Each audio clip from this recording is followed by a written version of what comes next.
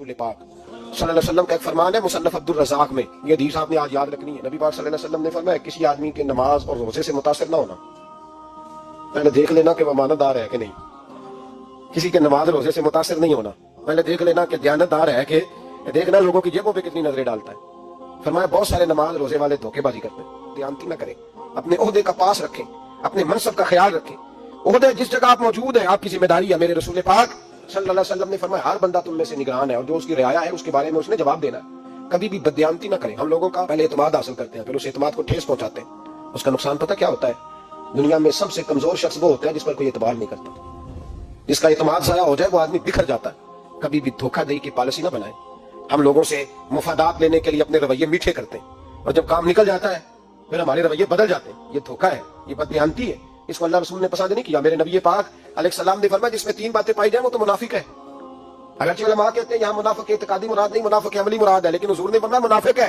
या रसूलुल्लाह कौन? फरमाया वो बंदा जब बात करे तो झूठ बोले, जब वादा करे तो मुखालिफत करे, जब अमानत रखी जाए तो बदयानती करे। ये तो बंदा मुनाफिक है। हजरत अबू नूर अलैहिर्रहमान ने लिखा है, फरमाते हैं महमूद गजनवी का दौर था तो एक आदमी महमूद गजनवी के पास ना अपना केस लेके आया, मुद्दई बन के आया। उसने कहा बादशाह मेरा केस बड़ा निराला है। बादशाह सलामत ने कहा वो किस तरह?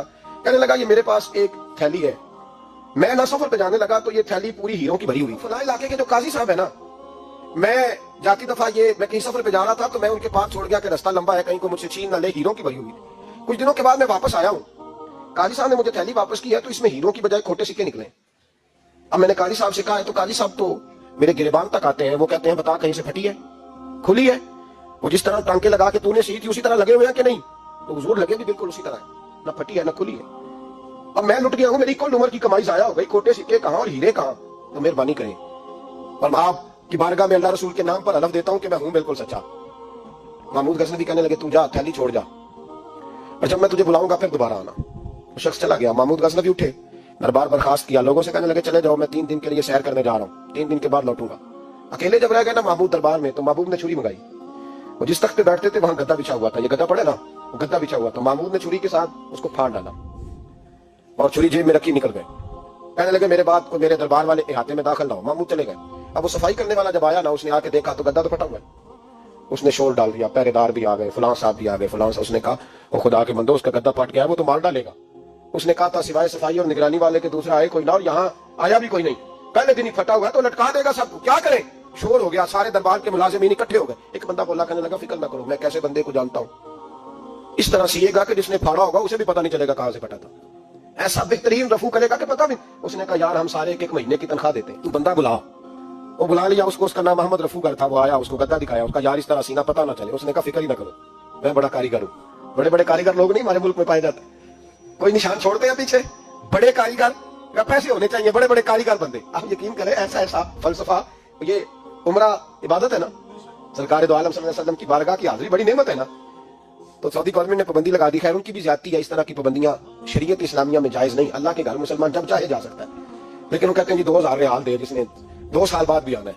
उन्होंने पाबंदी लगाई तो हमारे एजेंटों ने भी कई खास ट्रेनिंग हासिल की हुई है, पता नहीं कहां से सीख के आए, उन्होंने भी रास्ता निकाल दिया।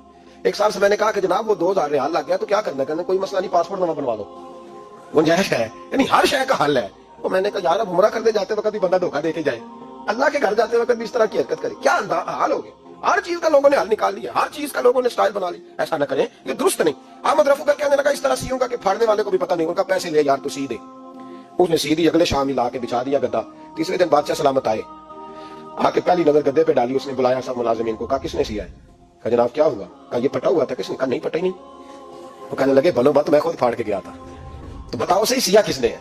कहा जनाब आप फाड़ के गए थे तो बताया क्यों नहीं? फरमाने लगे इसीलिए तो बताया नहीं था, ये तुम खुद तहकीक कर लो, बुलाओ बताओ सिया किसने। तो बुला लिया, अहमद रफूगर आ गया।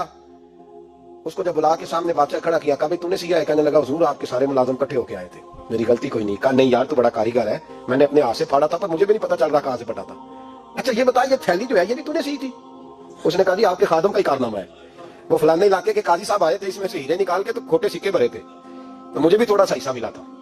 महमूद ने सारे गवाह भी इकट्ठे कर लिए, सबूत भी इकट्ठे कर लिए। फिर काजी को बुलाया, पहले सारे सबूत और गवाह केस हल कर लिया। फिर हमारे यहाँ ये हाल होता है कि मुदई 2-3 हफ्ते के बाद खुद ही हाथ बांध जाता है, कहता तुम मेरी जान छो, मुझे पढ़ो पावे ना पढ़ो। वो कहता है मुझे माफी दो, मैं रहा। जुल्म है ना, जुल्म ज्यादती है कि जो बेचारा इतने सवाल मुजरम से नहीं होते जितने मुदई से होते। आप यकीन कर इतने सवालात होते, बेचारा हाफ जाता है, ये तरीका दुरुस्त तो नहीं है कि लुट गया और दूसरा तरह तरह के सवालों के जवाब देता फिर बेचारा। सारे सबूत इकट्ठे करके काजी साहब को बुलाया तन्हाई में ले जाके। महमूद गजनवी ने कहा काजी साहब आपसे गलती हो गई, गरीब आदमी था, वो लुट गया है, उसने तो बड़ी मुश्किल से कुछ हीरे जमा किए थे और उसकी कुल कायनात थी, तो आप उसका माल उसे दे दे। बात का तो काजी साहब कहने लगे आप मुझ पे इल्जाम लगा रहे हैं, सवाल ही नहीं पैदा होता। आप मेरी दाढ़ी देखें, आप मेरा एहसास देखें, दुनिया जानती है मैं। काजी साहब इंसान भूल ही जाता है, बंदा भूल जाता है, गलती होगी मान लेता नहीं। कहा मैं तन्हाई में पूछ रहा हूँ, मैं उस वक्त पूछ रहा हूँ जब दूसरा मौजूद कोई नहीं। आज तौबा कर ले, मैं कुछ नहीं कहूंगा, तू मेरी जुबान पे एतबार कर, तुझे पता है मैं जो कहता हूँ उस पे अमल भी करता हूँ, बाज आ जा। पर काजी ने कहा नहीं मेरी गलती कोई नहीं। मामूद ने फिर भरे दरबार में बुला लिया, मजमा आम में। मोहलत के दिनों में जो तौबा कर ले वो बच जाते, लेकिन लोग रुस्वाइयों के दिनों में फिर वापस लौटते हैं अगला घर देख के, फिर हालात और तरह के हो चुके होते। जब भरे दरबार में काजी को बुलाया, भाई तू मानता है कि नहीं? उसने कहा नहीं। तो कहा बुलाओ अहमद रफूगर को। जब अहमद रफूगर आया तो बूढ़े काजी की टांगे कांपने लगी, जुमले टूटने लगे, लफ्ज जमीन पर गिरने लगे, बात सही नहीं होती, जुबान लड़खड़ाने लगी। महमूद कहने लगे काजी मैंने तुझे कहा था वहां मान जा बात, अब भरे दरबार में बोल। जब काजी साहब की गर्दन खुद ब खुद झुक गई तो दुनिया समझ गई। कहा निकल जा मेरे दरबार से। महमूद बोले निकल जा, इतनी तुझे इज्जत दी, इतनी बड़ी तनख्वाह दी, काजी बनाया, ये थोड़ी सी रकम के लिए, थोड़ी सी रकम के लिए तू बददियानत हो गया, चल चला जा निकल। काजी दरबार से निकला तो लोग लानते बरसाने लगे। कल जो दुकानें छोड़ के सलूट करने आते थे वो कहने लगे इसकी उम्र देखो, इसके काम देखो, देखो इसने क्या किया। घर गया, बच्चे जिनके लिए पाप कमाया था, जिन्ना नहीं तू पाप कमाए हम कितने नहीं होते कर दे। वो बच्चे कहने लगे अब्बा जी हम तो स्कूल मदरसा जाने के काबिल नहीं रहे, उम्मीद थी कि बीवी साथ देगी। वो कहने लगी मैं मेके कैसे जाऊंगी, गली की औरतें तरह तरह की बातें बनाती हैं। और भाई कामयाबियों के बड़े सरबराह होते हैं, कोई कामयाब हो जाए तो सारे कहते हैं मेरी सपोर्ट से हुआ है, नाकामियां हमेशा यतीम होती हैं, नाकामियों का कोई सरबराह नहीं होता।